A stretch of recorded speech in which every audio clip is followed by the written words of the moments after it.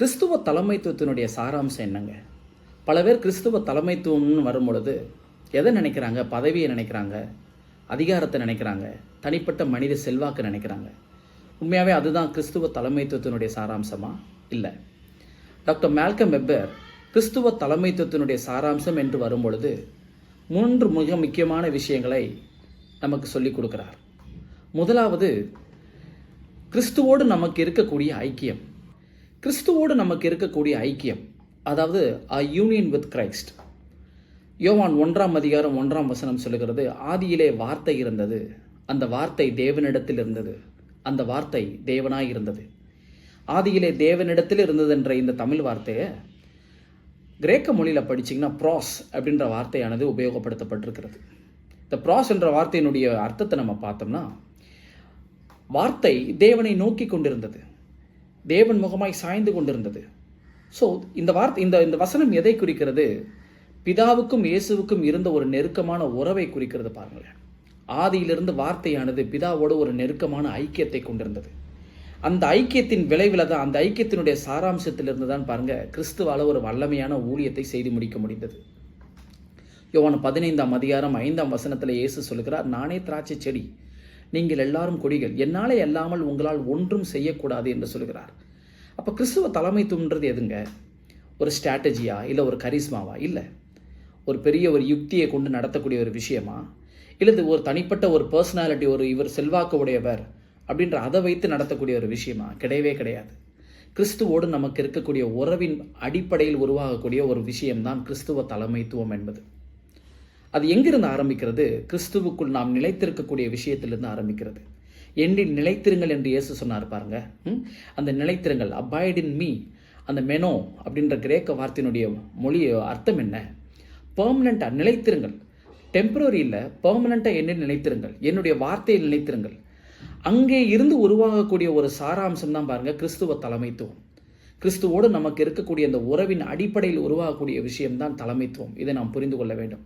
அவரோடு அனுதினமும் நமக்கு இருக்கக்கூடிய அந்த ஒரு உறவு, இது நம்ம எவ்வளோ பிஸியாக இருக்கிறோன்றதை பொறுத்து கிடையாது, எவ்வளோ நம்ம சாதிச்சு முடிக்கிறோன்றது பொறுத்தது கிடையாது, எவ்வளோ அவருக்குள்ளே நம்ம நிலைத்திருக்கிறோம் என்பதை பொறுத்தது. அதை பொறுத்து தான் கிறிஸ்துவ தலைமைத்துவம் என்பது உருவாகிறது. இரண்டாவது, கிறிஸ்துவுக்குள் நாம் யாராக இருக்கிறோம், ஆர் ஐடென்டிட்டி இன் கிரைஸ்ட். இது மிகவும் முக்கியமானது. பாருங்க, பொதுவாகவே நம்ம என்ன நினைக்கிறோம், தலைவர்களாக நம்முடைய ஐடென்டிட்டி, நம்முடைய அடையாளம் என்று வரும்பொழுது நம்ம என்ன நினைக்கிறோம், நமக்கு இருக்கக்கூடிய அந்த பதவி, அந்தஸ்து, அல்லது நாம் என்ன செய்து முடித்திருக்கிறோம், எவ்வளவு நம்ம சாதிச்சு முடிச்சிருக்கிறோம், மனிதர்கள் எந்த அளவுக்கு நம்மளை மதிக்கிறாங்க அப்படின்னு நம்ம நினச்சிக்கிறோம். கிடையவே கிடையாது. பாருங்க, இயேசு மாத்திரமே.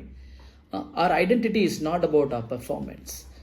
It's not about how we are getting our approval from people. It's about, again, union in Christ, union with Christ. நாம் கிறிஸ்துவோடு எப்படி தரித்திருக்கிறோம் என்பதை பொறுத்தது. கலாத்தியர் 2ஆம் அதிகாரம் 20ஆம் வசனம் சொல்லுகிறது, இனி நான் அல்ல, கிறிஸ்துவே எனக்குள் பிழைத்திருக்கிறார். அப்போ நம்ம தேவனுடைய பிள்ளைகளாய் நாம் அவருக்குள்ளே இருக்கிறத நம்ம அறிந்து கொள்ளும் பொழுது என்ன ஆகிறது? அந்த அடையாளத்திலிருந்து பாருங்க தாழ்மையும் தேவனுக்கு ஊழியம் செய்யக்கூடிய மனப்பக்குவமும் நமக்கு கிடைக்கிறது. அங்கிருந்து தான் பாருங்க உண்மையான அந்த தலைமைத்துவமானது கிளம்பி வருகிறது. பாருங்க, அதை நாம் புரிந்து கொள்ள வேண்டும்.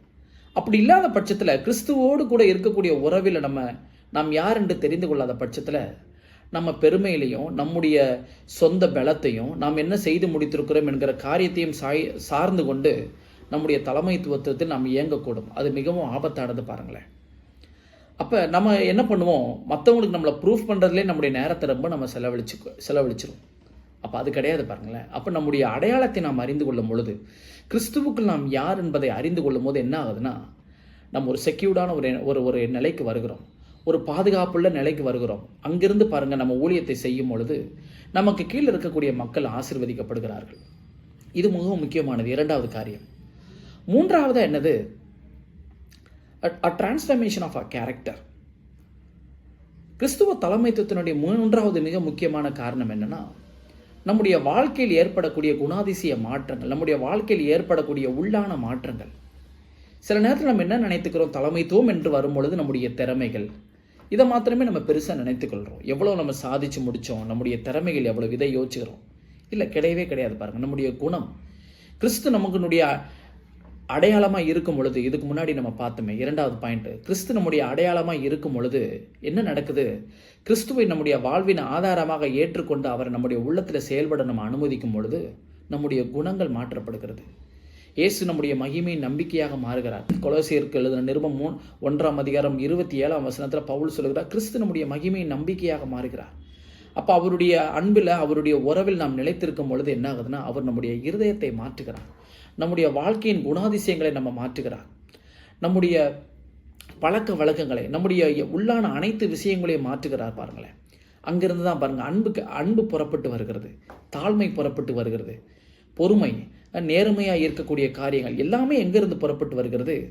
கிறிஸ்துவ நம்முடைய உள்ளத்தில் தரித்திருக்கும் பொழுது, அவர் நம்முடைய வாழ்க்கையில் செயல்பட அவருக்கு நாம் அனுமதி கொடுக்கும் பொழுது நம்முடைய குணங்களை எல்லாம் இயேசு என்ன பண்ணுகிறார்? மாற்றுகிறார். அப்போ நம்முடைய வார்த்தைகளை மாத்திரம் மக்கள் ஃபாலோ பண்ணுறது கிடையாது.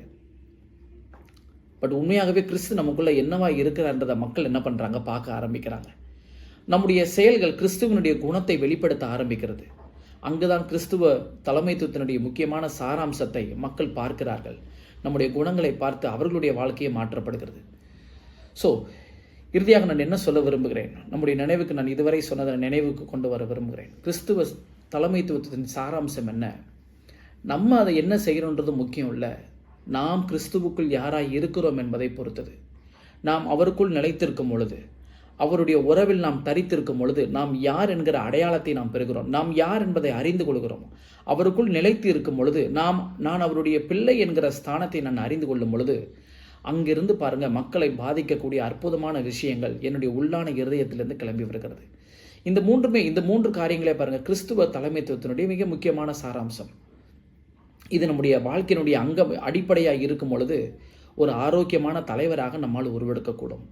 அந்த தலைமைத்துவம் நெடுநாட்களுக்கு மக்களை நல்வழியில் செலுத்தக்கூடிய ஒரு அற்புதமான ஒரு காரியமாக மாறி மக்களுக்கு பயனளிக்கக்கூடும், மக்களை ஆசீர்வதிக்கவும் கூடும்.